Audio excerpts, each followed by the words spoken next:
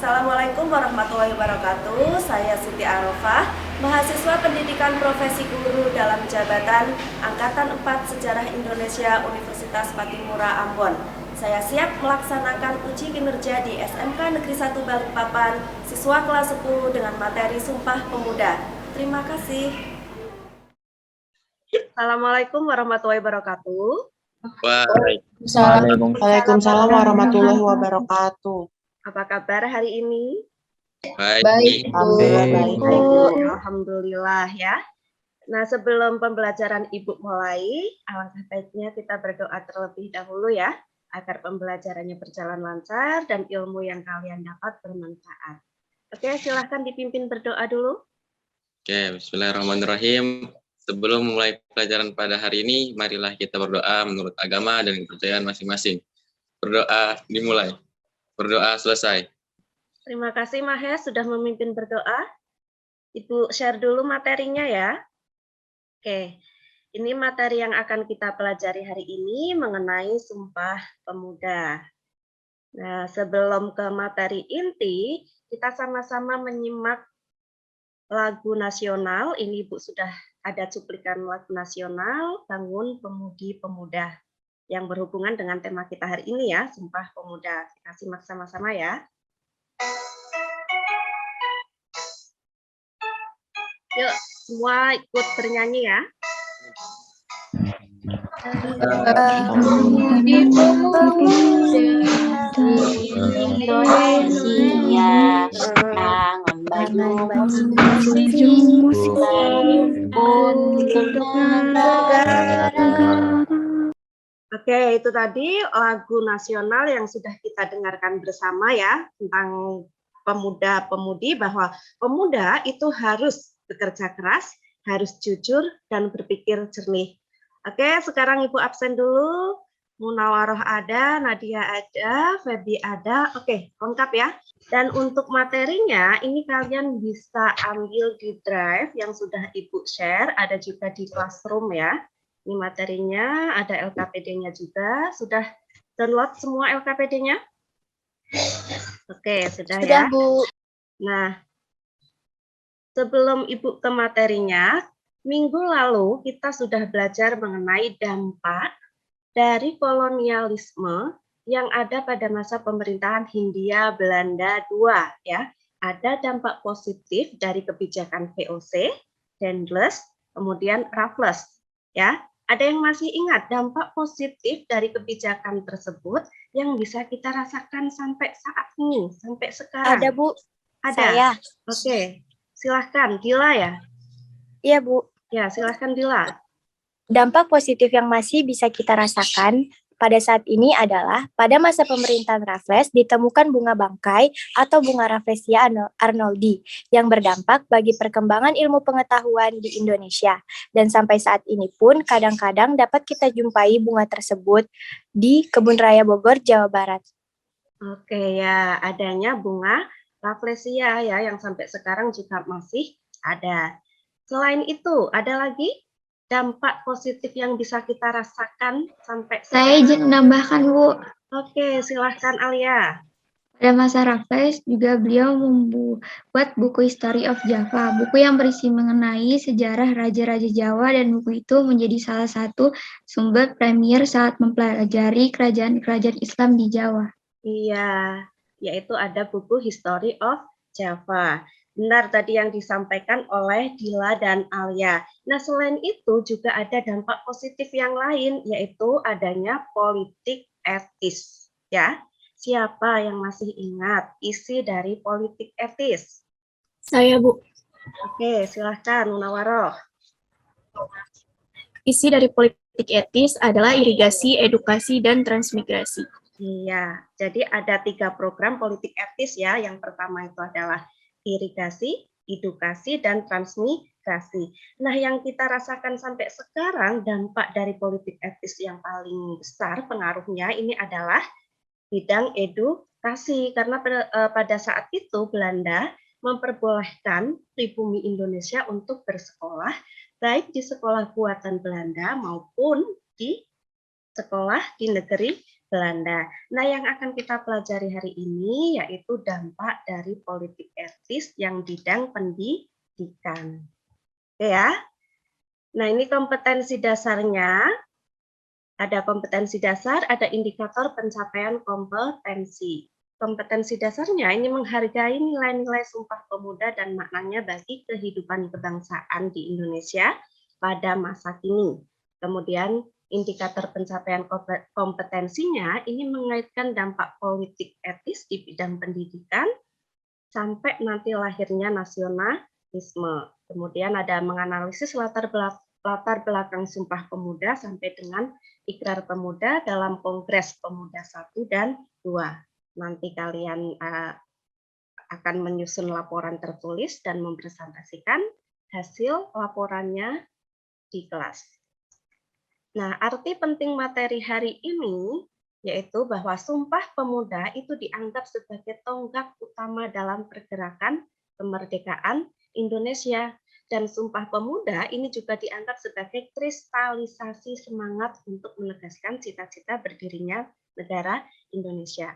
Ini Bu kutip motivasi dari Habibie, B.J. Habibie. B.J. Habibie ini adalah presiden setelah Soeharto ya, bahwa belajarlah dari orang yang telah hidup lebih lama dari kita, karena dia yang lebih banyak tahu tentang kehidupan daripada kita. Nah, apa motivasinya ini?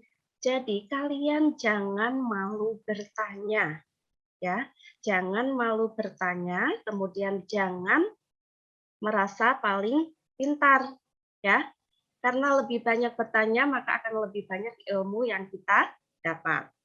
Mengerti ya? Nah, sekarang ini kita masuk ke kegiatan inti, yaitu politik etis sebagai gerbang kebangkitan nasional. Kalau kalian lihat, ya, ini ada kebijakan politik etis yang tadi juga sudah disampaikan oleh Munawaroh bahwa politik etis itu isinya ada tiga program. Nah, politik etis ini lahir kenapa kok bisa ada politik etis? Itu diawali dari sistem tanam paksa, ya, masih ingat ya, sistem tanam paksa yang sudah kita pelajari. Jadi Van de Venter itu menerapkan sistem politik tanam paksa yang akhirnya pada masanya Belanda ini mengalami surplus sehingga dari tanam paksa ini ada kritikan dari Van de Venter ya, dari Van de Venter. Yang kritikannya Van de Venter tersebut ada di majalah NRS School ya. Kemudian dari tulisannya Belanda mendengarkan dan lahirlah ini politik etis pada masa Gubernur Jenderal Alexander Hindenburg ya pada tahun 1909 sampai 1916. Politik etis ini diterapkan. Nah, kalau kalian melihat dari gambar ini, coba kalian kaitkan politik etis dengan munculnya nasionalisme. Siapa yang bisa mengaitkannya? Ayo Bu. Oke, Nadia, silahkan. Jadi, melalui sekolah-sekolah yang menerapkan pendidikan gaya barat tersebut, lahirlah golongan baru dalam masyarakat Hindia Belanda yang disebut golongan elit baru, atau disebut juga golongan priai, yang mana nantinya mereka membaca mengenai banyak paham-paham yang ada di dunia, bahwa penjajahan itu adalah buruk, sehingga dari situ lahirlah yang namanya nasionalisme dalam diri setiap pelajar pada masa itu. Iya, benar ya, yang disampaikan Nadia. Ada lagi yang bisa mengaitkan? Maaf Bu, saya izin sedikit menambahkan. Oke, Mereka memiliki pikiran yang maju serta semakin sadar terhadap penindasan-penindasan yang dilakukan oleh pemerintah kolonial Belanda. Selain itu, golongan elit baru berhasil mengubah corak perjuangan masyarakat dalam melawan penindasan pemerintah kolonial dari yang tadinya bersifat kedaerahan menjadi bersifat nasional. Inilah titik di mana masa pergerakan nasional dimulai yang kemudian membawa Indonesia merdeka. Terima kasih. Oke, jadi itu ya kaitannya antara politik etis dengan nasionalisme. Oke, ada yang ingin ditanyakan tentang politik etis ini? Saya, Bu. Oke, silahkan Farah. Selain dampak positif dalam bidang edukasi, adakah dampak negatif dari irigasi dan emigrasi? Oke, siapa yang mau menjawab pertanyaan Farah? Izin menjawab, Bu. Boleh, silahkan. Salwa.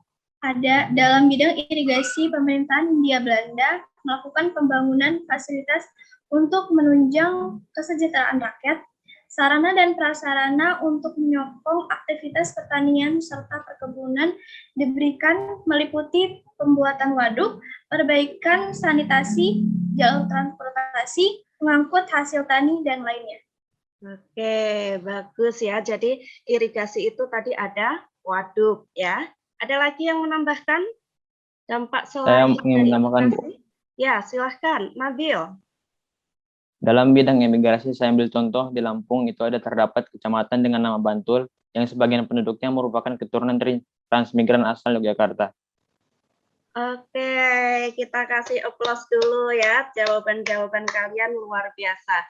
Jadi, tadi kalau dalam bidang pendidikan sudah jelas contohnya ya. Nanti akan lahir golongan terpelajar. Nah, kalau dalam irigasi tadi ada waduk. Pernah melihat waduk ya? Waduk itu adalah peninggalan dari kebijakan pemerintahan Hindia Belanda kedua. Kemudian kalau transmigrasinya, kalau waduk itu tadi dalam irigasi, kalau transmigrasinya itu adalah transmigrasi yang ada di Lampung ya. Yang kemudian tadi di Lampung itu ada nama kecamatan yaitu Bantul. Karena apa? Karena pada tahun 1905 pemerintah mengadakan program transmigrasi yang dibawa ke Lampung, yang di sana mereka bertugas untuk mengelola perkebunan pemerintahan Hindia Belanda. Lanjut ke materi berikutnya, ini adalah politik etis.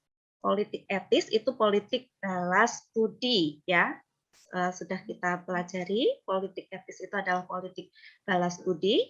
Kemudian dengan diberikannya edukasi oleh pemerintahan Hindia Belanda ini, tadi yang sudah Ibu sebutkan, lahirlah golongan terpelajar ya. Nah, para kaum terpelajar inilah nanti yang membentuk kesadaran nasional. Nah, nanti lahirlah juga yang kita bahas hari ini yaitu Sumpah Pemuda ya. Sekarang kita lihat pengaruhnya dalam pendidikan. Politik etis tadi politik apa? Politik balas budi ya, politik balas budi. Politik balas budi. Ya, ini berdampak luas bagi banyak golongan. Sistem pengajarannya bersifat individualistis, kemudian tadi melahirkan golongan elit baru, yaitu priayi profesional.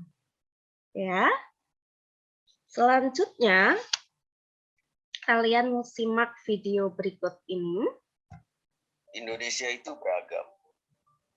Indonesia yang penuh sejarah dan budaya. Banyak suku, banyak cara. Cara untuk terus bangkit dan tetap semangat berkarya. Berkarya untuk bangsa Indonesia yang sungguh kaya. Tak lupa, Indonesia punya pemuda yang giat, banyak bekerja, sedikit bicara. Pemuda yang taat, banyak menjaga, kurangi bersandiwara. Kaya demi pencapaian jati diri, untuk melengkapi identitas Indonesia. Jadikan bangsa Indonesia bangsa yang rukun. Rawatlah Indonesia dengan kejujuran. Oke. Nah, setelah kalian melihat cuplikan dari video ini, apa yang kalian pikirkan sebagai pemuda milenial? Dari video yang kalian lihat tadi? Saya merawat dan mengharumkan nama bangsa, belajar giat, berkawan dengan siapa saja tanpa membedakan ras, agama, adat. Menurut saya. Benar ya. Jadi menurut Ruby, sebagai pemuda milenial itu harus merawat dengan belajar giat, berkawan dengan siapa saja tanpa membedakan ras, suku, dan agama. Oke. Ada lagi dari cuplikan video yang sudah kalian lihat tadi, apa yang kalian pikirkan sebagai pemuda milenial? Saya, Bu. Oke, silahkan, Al-Khalif. Sebagai pemuda milenial, saya harus mengisi kemerdekaan dengan belajar giat, bekerja keras dan merawat Indonesia dengan kejujuran. Iya, merawat Indonesia dengan kejujuran ya, bagus, luar biasa. Nah, Jadi para pemuda-pemuda kalian generasi penerus bangsa, seperti yang sudah disampaikan tadi, harus merawat Indonesia dengan kejujuran. Selain dengan kejujuran, juga dengan bekerja keras dan tidak membeda-bedakan teman. Oke, sekarang nasionalisme. Nasionalisme ini adalah perasaan atau rasa tertinggi terhadap kecintaannya terhadap negara, ya. Jadi kecintaan tertinggi warga negara itu diserahkan kepada negaranya. Nah, latar belakang dari Sumpah Pemuda, ini Sumpah Pemuda muncul karena banyaknya organisasi pemuda dari berbagai daerah, ya. Ada Jong Java, Jong Celebes, Jong Sumatera. Karena banyaknya organisasi-organisasi daerah tersebut, mereka menjadi satu, melebur menjadi satu, yaitu Sumpah Pemuda, ya. Nah, sebelum lebih lanjut, kalian simak dulu. Untuk memperingati Hari Sumpah Pemuda pada tanggal 28 Oktober, hari ini kita akan menceritakan secara singkat tentang Sumpah Pemuda. Salah satu peristiwa penting dalam sejarah perjuangan Indonesia yaitu Sumpah Pemuda. Sumpah Pemuda ini merupakan suatu pergerakan kemerdekaan Republik Indonesia dengan menyatakan janji satu tanah air, satu bangsa, dan satu bahasa. Sumpah Pemuda merupakan sebuah tekad dan semangat para pemuda-pemudi Indonesia dalam menegakkan kemerdekaan bangsa Indonesia dari jajahan negara asing. Oleh sebab itu, Sumpah Pemuda memiliki rasa nasionalisme yang tinggi, berkat semangat perjuangan yang terkandung di dalamnya. Salah satu dasar terjadinya Hari Sumpah Pemuda bermula dari pemikiran para pemuda daerah yang ingin bebas dari para penjajah. Namun, organisasi yang masih bersifat kedaerahan ini masih cukup lemah sehingga mudah digagalkan oleh penjajah. Para pemuda-pemudi ini mempertimbangkan untuk turut bangkit bersatu melawan para penjajah. Sejarah Sumpah Pemuda ini dimulai ketika Belanda memperbolehkan rakyat Indonesia untuk mulai mengecap pendidikan sebagai bentuk dari politik keras. Nah, itu ya. Jadi Sumpah Pemuda ini lahir tadi ya karena banyaknya organisasi pemuda yang ingin melepaskan diri dari penjajahan. Kita simak lagi. Tahun 1908 ketika Dr. Sutomo, Dr. Cipto Mangunkusumo, dan Daus Dekker mempelopori berdirinya Budi Utomo yang bertujuan untuk memajukan pendidikan, peternakan, pertanian, dan budaya. Secara berdirinya Budi Utomo menjadi cikal bakal dari pergerakan kemerdekaan Indonesia. Oke, jadi itu tadi tentang latar belakang munculnya Sumpah Pemuda. Ya, jadi dari organisasi-organisasi yang masih bersifat kedaerahan, mereka bersatu. Tadi ada Jong apa saja?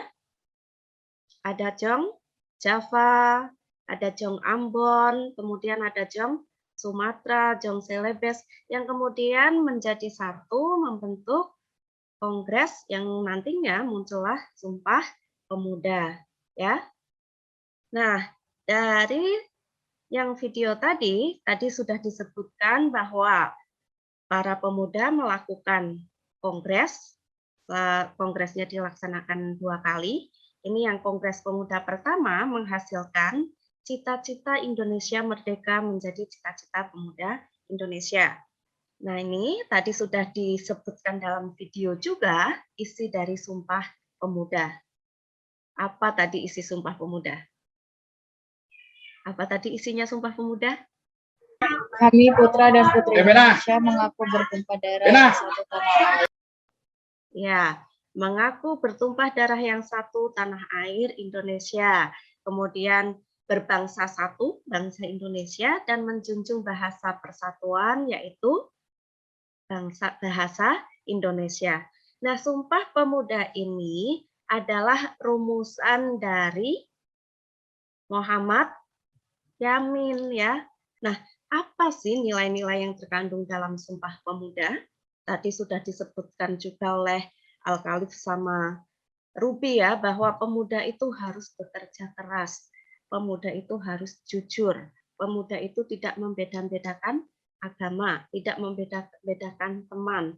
Nah, nilai yang terkandung dalam Sumpah Pemuda, ini yang pertama adalah kebersamaan dan persaudaraan. Ini tadi isinya dari Sumpah Pemuda. Nah, sekarang kita diskusikan. Kalian sudah mendownload LKPD-nya ya. Ini isi dari LKPD-nya, Ibu bagi 3 kelompok. Ya, Ibu bagi 3 kelompok. Yang pertama ini adalah dampak politik etis, kemudian yang kedua pentingnya nasionalisme di masa modern, dan makna Sumpah Pemuda. Ibu tutup share-nya dulu, Ibu bagi kalian dalam kelompok. Kelompok 1 dipimpin oleh Nova. Kelompok 2 dipimpin oleh Amelia sama Adel ya. Ada anggotanya termasuknya adalah Adel. Kemudian kelompok 3 ini dipimpin oleh Rianda. Bentar ya, Ibu siapkan breakout room-nya. Oke, jadi sistem diskusinya kalian masuk ke breakout room, kalian diskusikan selama 5 menit sampai 10 menit. Kalau sudah selesai, kalian kembali ke room utama. Mengerti ya? Oke, silahkan kalian masuk ke room yang sudah Ibu sediakan. Ya, Assalamualaikum, room 1. Waalaikumsalam, Bu. Sudah siap berdiskusi? Sudah, Bu. Oke, silahkan pimpin diskusinya. Ya, silahkan dipimpin diskusinya. Baik, politik etis berakar pada masalah kemanusiaan dan sekaligus pada keuntungan ekonomi. Pada akhir abad 19, para pegawai kolonial baru yang datang dari negeri Belanda menuju Indonesia tidak memiliki suatu pemikiran tentang pemerintah kolonial ini. Nanti Nova lebih lanjut didiskusikan dengan kelompoknya ya. Semangat ya, Ibu cek room 2 dulu. Semangat ya. Ya, Bu. Ya, Bu. Oke. Room 2 sudah siap berdiskusi? Siap, Bu. Siap, Bu. Silahkan pimpin diskusinya. Di era Indonesia modern yang ditandai dengan derasnya arus globalisasi dan kemajuan teknologi yang dirayakan secara gegap dan gembira. Oke, dilanjut ya. Dilanjut diskusinya, nanti kalau sudah selesai kembali ke room utama. Oke, semangat ya. Semangat, Bu. Sudah siap untuk berdiskusi? Sudah, Bu. Oke, silahkan pimpin diskusinya. Ya, tadi kita udah diskusi tentang era kolonialisme saat ini. Oh iya, oke. Nanti dilanjut kembali ya diskusinya ya. Nanti kalau sudah selesai, kalian masuk ke room utama. Kita diskusikan sama-sama ya. Oke, dilanjut. Nanti kalau sudah selesai kembali ke room utama, Ibu keluar room dulu ya. Semangat diskusi ya. Oke, dari hasil diskusi yang sudah kalian bahas, silahkan kalian presentasikan ya. Kita mulai dari kelompok 1. Kelompok 1 siap untuk presentasikan hasil diskusinya? Ya, kelompok 1 silahkan. Ya, sudah muncul. Silahkan dipresentasikan. Baik, Bu. Assalamualaikum warahmatullahi wabarakatuh. Selamat pagi semuanya. Saya Nova Kartika Chandra, mewakili kelompok 1, ingin mempresentasikan hasil diskusi dari kami, yaitu tentang dampak politik etis. Politik etis berakar pada masalah kemanusiaan dan sekaligus pada keuntungan ekonomi. Pada akhir abad 19, para pegawai kolonial baru yang datang dari negeri Belanda menuju Indonesia sudah memiliki suatu pemikiran tentang pemerintah kolonial ini.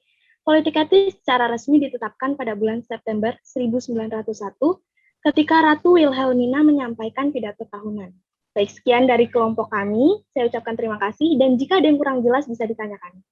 Oke, kita kasih aplaus dulu kelompok 1 ya, luar biasa diskusinya. Oke, dari presentasi kelompok 1, ada yang ingin ditanyakan? Saya, Bu. Oke, silahkan.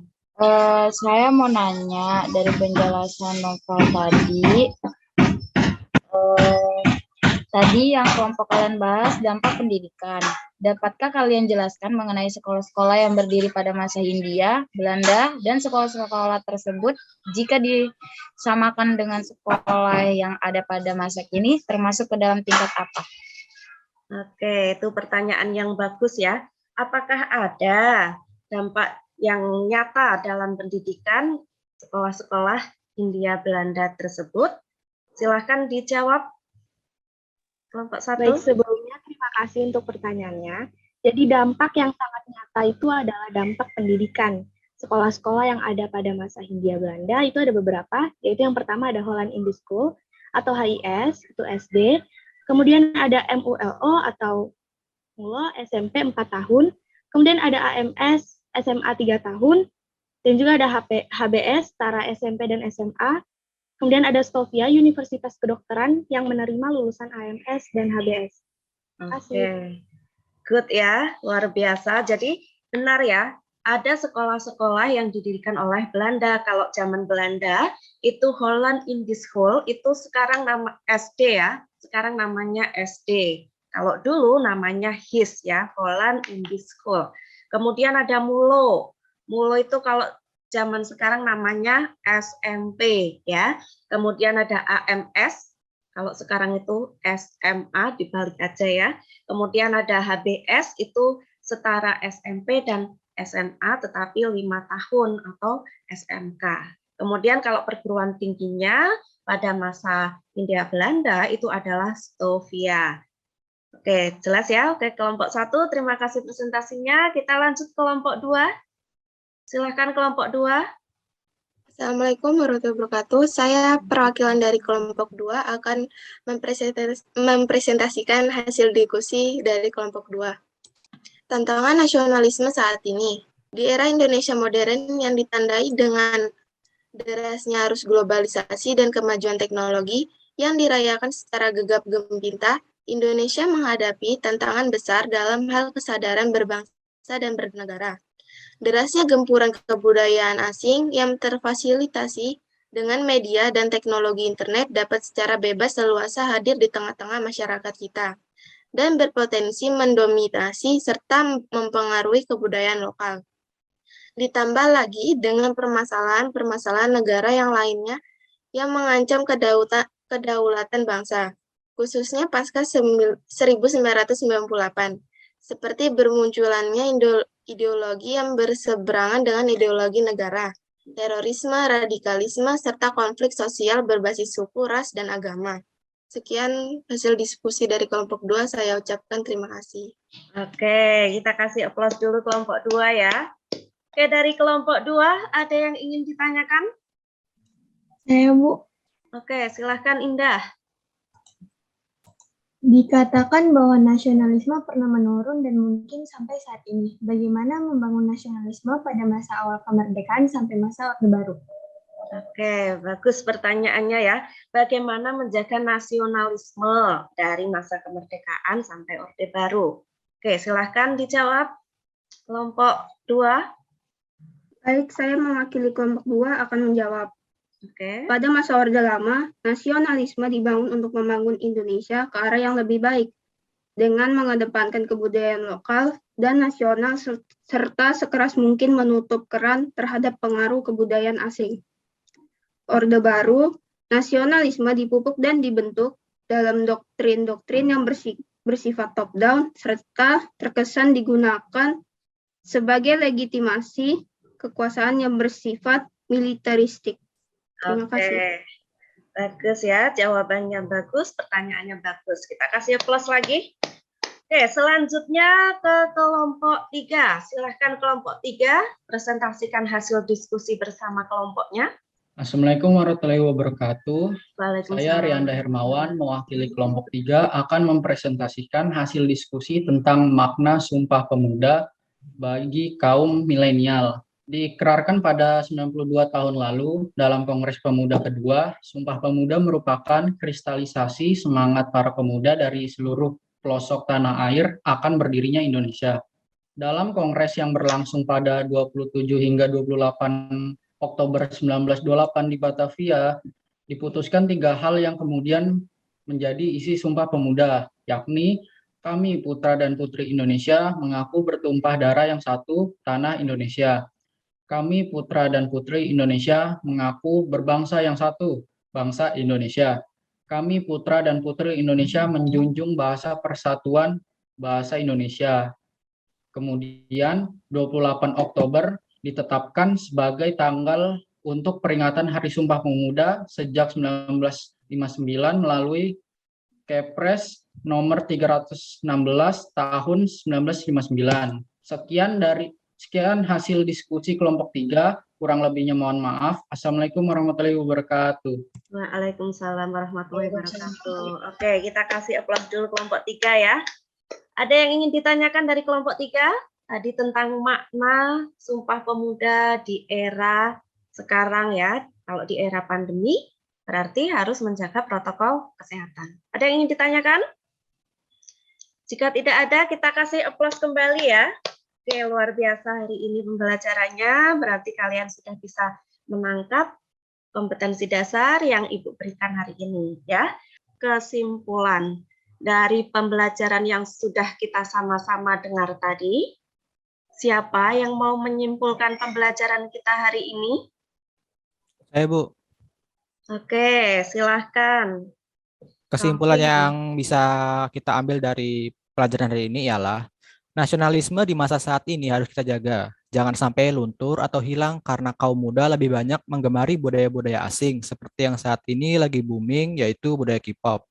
Boleh saja menyukai budaya asing, tapi kita harus sadar bahwa budaya bangsa kita juga banyak dan beberapa hampir punah, terutama di kota-kota besar seperti Jakarta. Contohnya budaya musyawarah dan gotong royong yang sedikit kita jumpai jika tinggal di komplek perumahan. Sekian, terima kasih. Oke, itu kesimpulan dari Calvin ya, bahwa nasionalisme itu harus tetap dijaga. Nah, kesimpulan yang diutarakan Calvin tadi, itu juga harus kalian terapkan ya, karena kalian adalah generasi muda. Kita kasih aplaus dulu untuk Calvin. Oke, luar biasa ya. Dari politik etis tadi yang dampaknya besar terhadap pendidikan, itu melahirkan golongan terpelajar ya, dan kalian adalah salah satunya, kalian semuanya ini adalah golongan terpelajar. Jadi itu tadi kesimpulannya bahwa nasionalisme harus tetap kita jaga. Selanjutnya kita ke refleksi. Siapa yang ingin memberikan refleksi pembelajaran hari ini? Siapa yang ingin memberikan? Saya, Bu. Oke, silahkan. Jadi dampak dari politik etis adalah di luar perkiraan dari pemerintah Hindia Belanda dan mungkin pemerintah kerajaan Belanda itu sendiri. Karena nantinya pun belajar Indonesia yang belajar di Belanda menyuarakan untuk Indonesia merdeka. Mereka tidak sampai kepikiran bahwa edukasi atau pendidikan yang diberikan kepada kaum pribumi akan membangun semangat nasionalisme di masing-masing pribumi. Oke, itu kesimpulannya ya. Ternyata politik etis yang sudah diberikan oleh Belanda itu di luar perkiraan, karena ternyata dari politik etis itu yang di bidang pendidikan lahirlah golongan terpelajar yang akhirnya nanti menimbulkan semangat nasionalisme yang kemudian ada pergerakan nasional. Oke, itu ya benar sekali yang disampaikan oleh Nadia. Kita beri aplaus dulu untuk Nadia ya, luar biasa sudah memberikan refleksi untuk hari ini. Nah, untuk materi minggu depan ini kita akan belajar tentang organisasi-organisasi pergerakan nasional. Ya, ini untuk dipersiapkan minggu depan. Minggu depan itu nanti materinya Ibu share di classroom. Nah, untuk tes formatifnya, ini kalian nanti kerjakan di kuisis ya. Di kuisis yang sudah Ibu sediakan, Ibu juga sudah memberikan kalian passwordnya ya, kode masuk ke kuisisnya. Nanti kalian kerjakan setelah pembelajaran ini ya. Nanti dicek ya, link yang sudah Ibu berikan. Nah, sekarang kita sampai di akhir pembelajaran. Sebelum kita mengakhiri pembelajaran, tadi kita sudah berdoa, semoga kalian mendapatkan ilmu yang bermanfaat. Silahkan untuk akhir pembelajaran dipimpin berdoa kembali. Oke. Alhamdulillah, setelah mendapatkan pelajaran dari Ibu Aropa, marilah kita berdoa menurut agama dan kepercayaan masing-masing. Doa dimulai, doa selesai. Oke, jadi hari ini kita sudah belajar mengenai Sumpah Pemuda ya. Terima kasih waktunya, jaga kesehatan dan tetap semangat ya. Oke, Ibu akhiri. Ibu ucapkan terima kasih banyak. Ibu akhiri, Assalamualaikum warahmatullahi wabarakatuh. Waalaikumsalam warahmatullahi wabarakatuh.